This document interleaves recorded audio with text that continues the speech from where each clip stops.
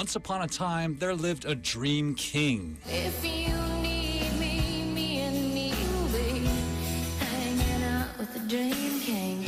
He spun story after story, enchanting readers across the land. I love Neil Gaiman. Neil Gaiman, huge fan, actually. I'm absolutely a Neil Gaiman fan. He's got a way with words. American Gods is like my favorite novel ever. I've been a fan of Neil Gaiman ever since Sandman first came out. Comics aren't just for kids anymore.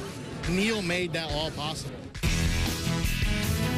Tori Amos and other admirers wrote songs about these stories, yet the king himself remained invisible. In the real world, I'm not famous at all. If I enter Comic-Con, I get to be the Beatles. Hollywood didn't know quite what to do with him. There were Sandman scripts that would arrive in the post from Warner Brothers that would leave me physically sick. I never finished reading some of them. So Neil Gaiman wrote original scripts instead, for the low-budget BBC series Neverwhere, for the translated Princess Mononoke, for the 2005 movie Mirror Mask, and for the upcoming Beowulf. But it wasn't until the wish of a fallen star, well, a fallen model, that one of Gaiman's novels would finally get adapted for the big screen. I was really lucky that Claudia Schiffer was both pregnant and had a broken foot. Which is not something that Claudia would ever consider herself lucky with.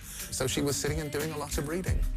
And she read Stardust, and she said, this is just like, you know, the fairy stories I loved as a kid, only it's for adults, it's wonderful. And she made Matthew read it. When I read it, I saw the film immediately. I was telling people I've found the book where I could make a Princess Bride meets Midnight Run. Buttercup got the news that Wesley was murdered. Murdered by pirates is good.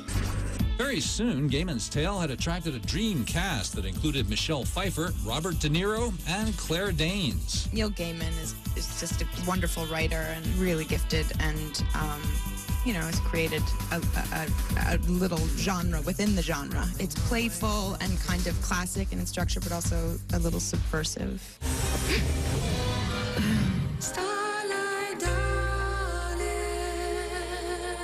There are scenes in the film that are exactly as I imagined them when I wrote them, and there are scenes that are completely different, and I love both of them. Knowing that Neil is behind this movie has, you know, protected us an awful lot from the fury of Neil fans, if there was to be any. I don't want to live in a world in which every review of Stardust begins, this is a really bad film made from a wonderful, wonderful illustrated novel.